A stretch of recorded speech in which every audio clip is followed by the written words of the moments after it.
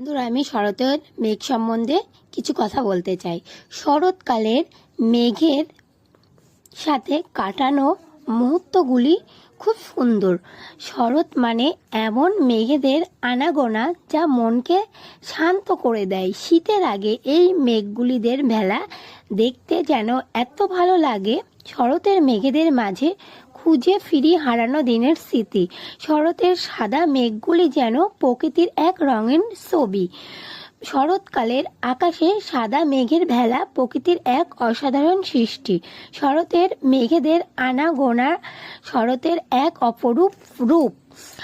এই মেঘগুলি যেন শরতের নতুন সাজ, যেমন মনকে শান্ত করে তোলে। শরতের মেঘেদের স্নিগ্ধতা ছুঁয়ে যায় মন।